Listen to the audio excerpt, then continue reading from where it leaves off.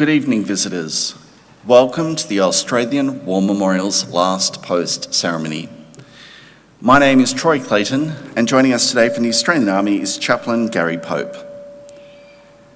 We welcome the veterans who have served, those that are still serving, and the families that love and support them. The live stream of this ceremony is made possible by the Return and Services League of Australia and the RSL and Services Club Association. We warmly welcome members who are watching the broadcast of this ceremony across Australia. During this evening's ceremony, wreaths will be laid at the base of the Pool of Reflection by visitors to the memorial.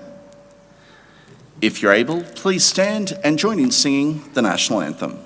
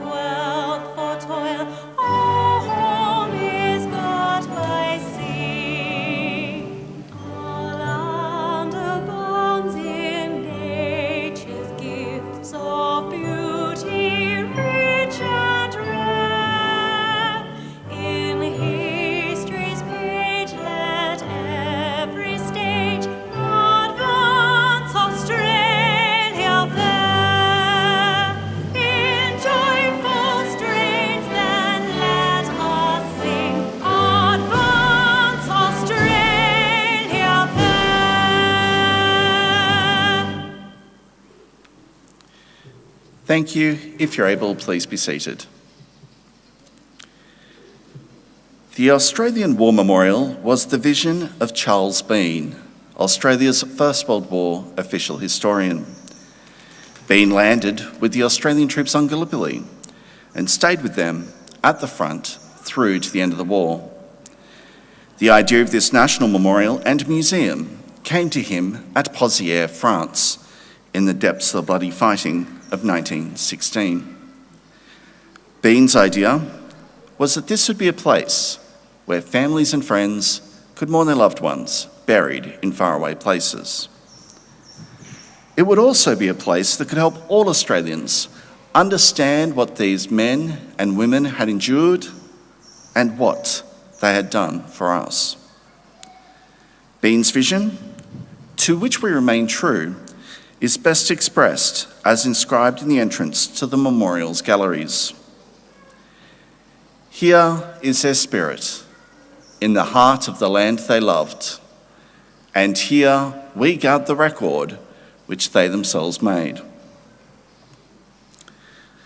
Tonight, we'll read the story behind just one of those on the Roll of Honour, which lists the names of more than 103,000 men and women who have given their lives for us in war and on operations for more than a century.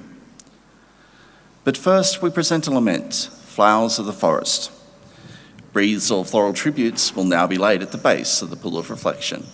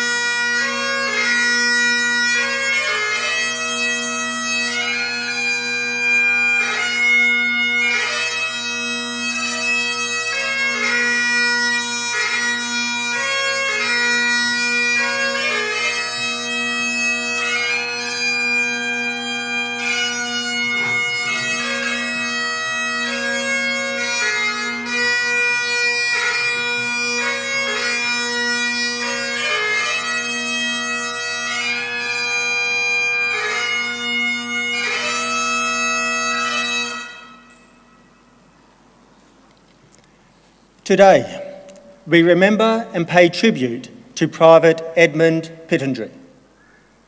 Edmund Pittendrigh was born on the 23rd of May, 1896 in Blayney, New South Wales. Affectionately known as Eddie, he was the youngest of 6 children born to John Pittendrigh, a miner and early pioneer, and his wife Eva Rose. Eddie received his education at the local public school, where he was a keen member of the cadets program.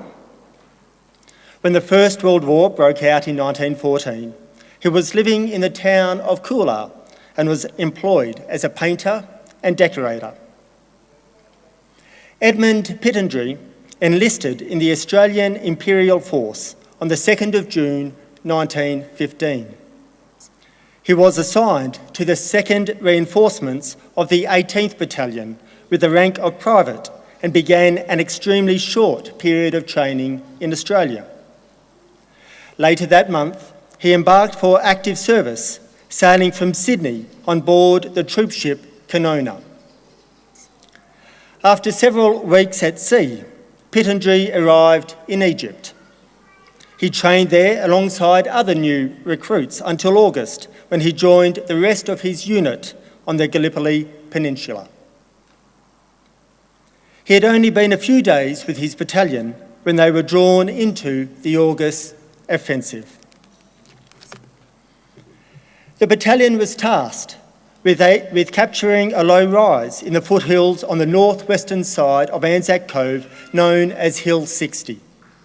Its capture would allow Allied forces to consolidate the narrow strip between the Australian and New Zealand positions with those of the British at Suvla Bay. The initial attack on the 21st of August had failed to capture the higher ground, and Pittendrigh's unit would be drawn into the second attempt. Though they were fresh-faced and inexperienced troops, they bravely went into action, but were gradually pushed back by waves of enemy fire from the high ground and sustained heavy casualties until the attack was abandoned later that day. Private Harry Moore, who fought alongside Pittendrigh, described the attack in a letter home. He wrote, "You cannot imagine what it is like. At daybreak we had to charge 3 or 4 times up the hill, and I can tell you it was cruel. The first charge was across a clearing, and the Turks were first sweeping it with machine guns. I got safely across, but most of my mates have been wounded. We took 1 or 2 of their trenches, then they counterattacked on our right flanks. They mowed us down. How I escaped, I do not know." By the time the attack was called off, the 18th Battalion, who began the attack with some 750 men, had suffered almost 400 casualties. Almost half of these men were killed. Among them was Private Eddie Pittendrigh, who was presumed killed at some point during the attack on Hill 60. He was never seen again. Today, he is commemorated on the Lone Pine Memorial alongside his older brother Norman, who was also killed in action on Gallipoli. Private Eddie Pittendrigh was 18 years of age. His name is listed on the Roll of Honour to my right, among almost 62,000 Australians who died while serving in the First World War. His photograph is displayed today by the Pool of Reflection. This is but one of the many stories of service and sacrifice told here at the Australian War Memorial. We now remember Private Edmund Pittendrigh, who gave his life for us, for our freedoms, and in the hope of a better world.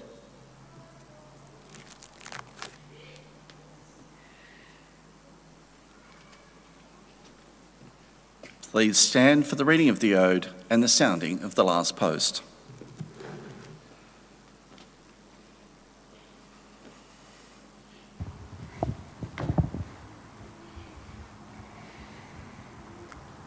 They shall grow, not old, as we that are left grow old. Age shall not weary them, nor the years condemn. At the going down of the sun and in the morning, we will remember them. We'll remember them.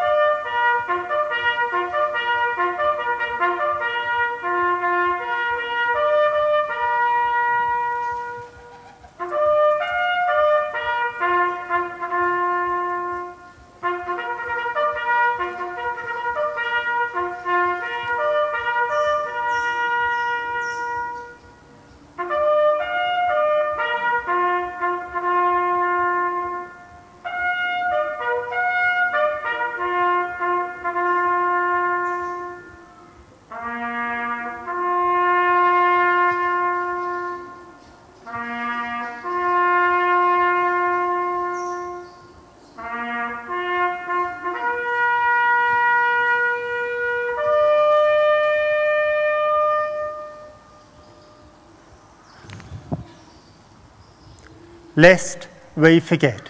Lest we forget.